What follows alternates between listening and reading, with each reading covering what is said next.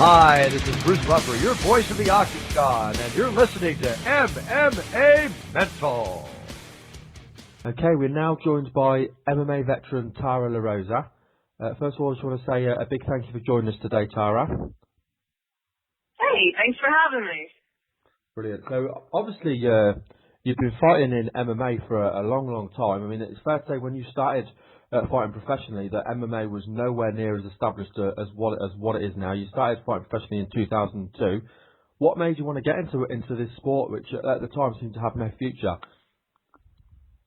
Yeah, this is it. It was called NHB back then. No holds barred. Like we hadn't really fully adopted the name MMA yet. But no, I'd always been interested in martial arts. I'd always wanted to take karate or something like when I was a kid, but my parents would never let me. They always were afraid that I was going to get hurt or I was going to end up hurting somebody else. But finally, once I went away to college, I got, involved in the judo club at my college, and I loved it, and I did really well at it. So judo, after several years, led to, jiu-jitsu and Muay Thai kickboxing and MMA. And here I am.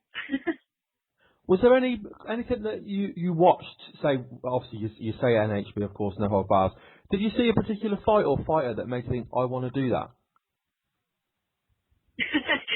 Actually, I was a really, really big fan of martial arts movies when I was a kid.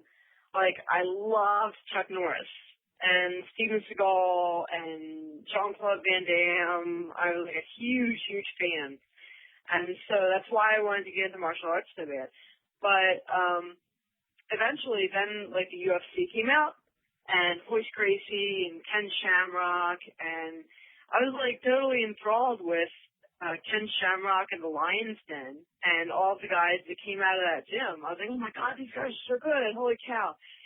Back then in the day. So that was, like, my inspiration. And, like, we used to play around after judo at my college, and we used to, like fight, like, on the mats, afterwards and stuff. Just playing around. And, so it was fun. So that's what I said. And I used to do, like, tough woman tournaments, in college for money, so. It's kind of like amateur boxing, but it basically is amateur boxing, but it's not sanctioned the same way. And you just get paid if you win a tournament, so. You talked there about the Lion's Den. It's interesting because I think at one stage, especially in the early days, the Lion's Den was the gym, wasn't it? That's where all the best fighters were coming out of. Did you get to train with any of these people as you were starting out? Any of these names that you've mentioned? Actually, no. Yeah, the Lion's Den was kind of like one of the first big gyms. It was the first, like, well-known team where a lot of the guys came out of one place. And then, of course, as the sport progressed, you had, like, Militich and AMC and, AKA and now Jackson's and the American Top Team and lots of other ones like that. I never got to train with anybody from the Lion's Den, but I did get to train with Royce Gracie. And that's who I have my jiu-jitsu rank under, is Royce and Royler Gracie. So, yeah, I did get to meet him, and Royce is awesome, and he's super cool.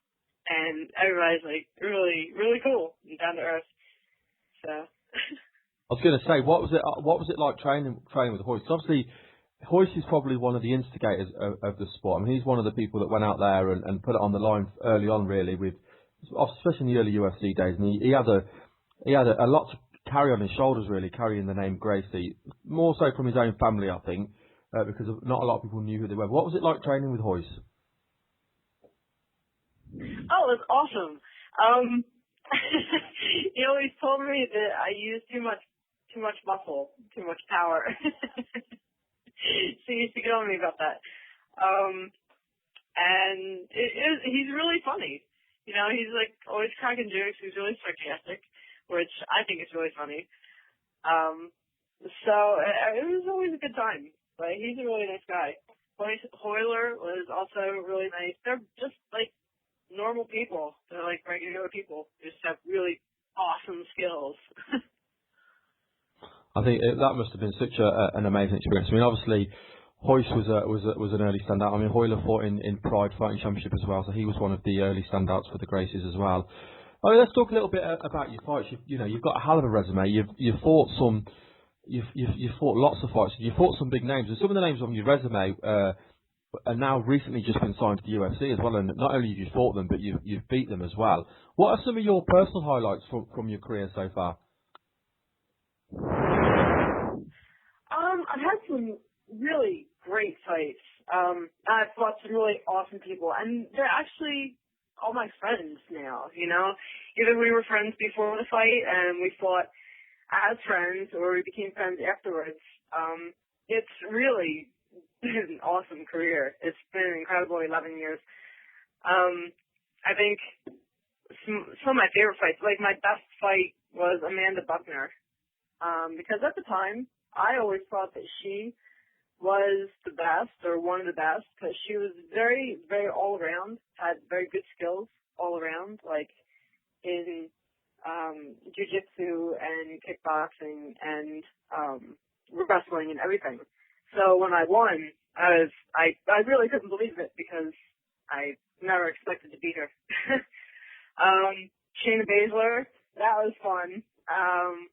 We're really good friends now, and we fought down in Costa Rica, which was a great time. That was just, there was like this entire resort, like down in Costa Rica, that Bodog, the show that we had fought for, had rented out for like all of the fighters, and they filmed all these fights over like 3 days. And we were there for like 2 weeks filming like a TV show around it and everything, and that was like a whole lot of fun. And probably my favorite fights to date were with one of my good friends, Roxanne Modafferi. And I won the first one, and she won the second one. So someday we're going to have to fight again. But she's a really good friend. We had some really good laughs over the years and during the fight. So that's probably my favorite moment was during the fight with her. Obviously, you mentioned some of the names there, and it is like your resume is like a who's who. Is there anyone that's not on your resume that you would like to have faced, or you'd still like to face? Yeah, there's a couple people. You guys have really, really awesome fighter over there named Rosie Sexton, who I would love to fight before I retire. She's a really awesome person and a really great fighter, and we're friends, and we've known each other through the sport for years. I think that would be a good time. Who else? Oh my gosh, there's lots of people, I guess. I'm not done. I still have several more years to fight, so hopefully everybody else sticks around, Who else? I guess Ashley Daly, Zoila Frausto, who else is at 125? Of course, Roxanne. I gotta fight Roxanne again. That's just fun. Sheila Gaff, she recently got signed by the UFC at 135, so I don't know if she will ever fight at 125 again. So that would be interesting. She rose up the ranks, and was ranked really highly. So yeah, whoever, everybody, anybody. I know Patrick's eager to jump in, but before I'll pass you over to Patrick, I do just want to ask you, what's it been like as well, obviously, because looking at when you first started fighting for women's MMA, and you look at what women's MMA has become, what's it been like watching the journey as women's MMA is now coming to the forefront, and people are starting to give women the respect that they deserve for their fighting skills? What's it been like watching that evolve? It's like, how can I explain it? It's like having an asthma attack and then getting your inhaler and feeling that relief. You know, when your lungs start to open up and expand and you can take air in again. That's that's kind of a weird analogy, I guess. But it was so difficult 10 years ago when we first started because nobody knew what it was and everybody was like afraid of the sport because the way it was marketed was it's this dangerous blood sport where two people enter and only one person leaves and, you know, all that rubbish. But over the years, as people started to see it more and there were more and more shows on the local level, not just on TV, but, you know, here in the States, as more states would pick up sanctioning and have regional and local shows, it educated people through that because everybody started to know someone who trained or fought. Oh yeah, my friend or my girlfriend's brother or my, you know, everybody kind of knows somebody now that trains and fights. And since it's gotten, you know, well known on television throughout the world, it's become a lot more accepted, you know, not just in the United States, but everywhere else in Europe and Africa and, of course, Japan and Asia and Brazil and South America. So it's just been fun, especially for the women, because now there are women coming out of all these countries, and they're good. It's not that they're just starting out. They're very good, you know, so that's exciting to see as well. Well, I know Patrick's eager to jump in. Are you good to go, Patrick? Yeah, definitely, Ray. And Tara, thank you again so much for coming on. We really appreciate your time today. Oh, thank you for having me. Definitely. Now, you and Ray talked a lot about it. You're obviously one of the most decorated competitors in women's MMA. Your grappling accomplishments are extensive, and your MMA record is fantastic at 21-3. When can we hope to see you in the cage again? I don't know. I'm just kind of just taking it easy and taking my time. After that last one, that was kind of rough. That last fight wasn't too good. So I took some time off. I took about 3 months off, and I went back home and hung out with my family and my mom and dad and my sister and her 2 kids. And then I moved down here to Albuquerque, New Mexico, and I'm training at the world famous Jackson's MMA, which I love. It's so much fun here. And I'm really just kind of training and getting used to the atmosphere and getting used to all of my new teammates and just kind of getting back into it. I'm really falling back in love with the sport again. It's fun to train. It's just fun to go to the gym. You know, it had gotten to a point a couple years ago where it was not fun anymore, and I dreaded having to go to the gym every day, and it was like work. It was not fun. So I'm just now I'm finding my new place, like my happiness, I guess. Sounds really corny, but yeah, it's fun. It's fun again, and so I'm having a good time, and I don't know. I might do the World Team Trials for the United States this year for FILA. That's coming up in April, so that'd be a grappling tournament. And if I make the team, then I guess I'll do the World Grappling Games, which it's in June. Yeah, but I probably won't fight again until maybe July. Okay. Hopefully. Yeah.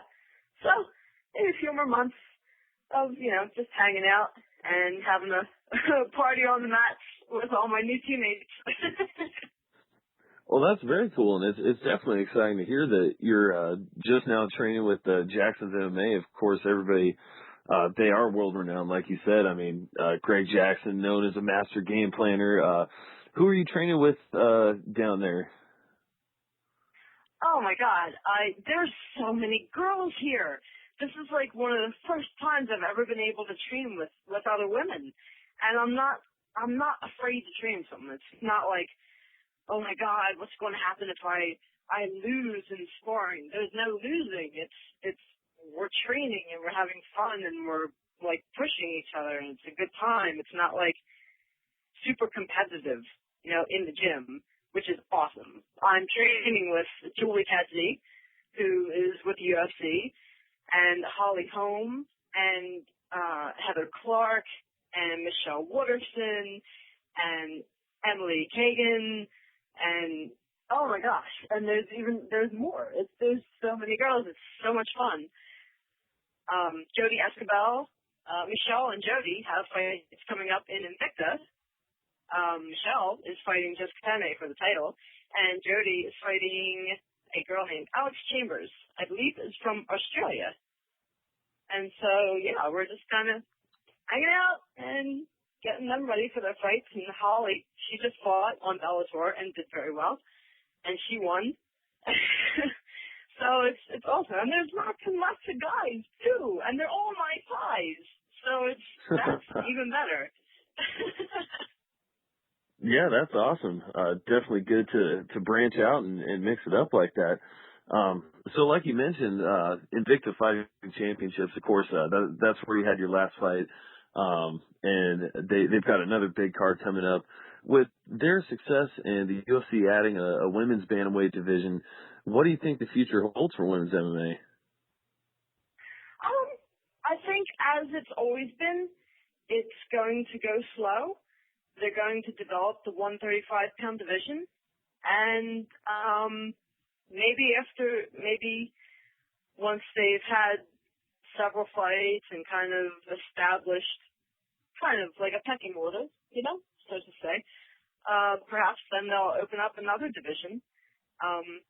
Invicta is doing a wonderful job of putting fights together from 105 pounds all the way up to 145. So we're seeing a lot of girls emerge, at all weights. And so perhaps maybe the UFC will pick up another weight class sometime. And that would be awesome if they did 125 pounds, hopefully before I retire. Yeah, that would be fantastic. And we know Jules, there's Jules out of Japan. They're another all-female mixed martial arts promotion. Definitely lots of great stuff going on. Would you ever move to bantamweight if the UFC didn't institute a 125-pound division? I don't know. I mean, you were sure. you were the Bodog bantamweight champion. Yeah. It would take a lot of negotiations. I'm actually, to be perfectly honest, and I'll tell you the truth, I've gotten heavier as I've gotten older. Like, all of a sudden, it all caught up to me.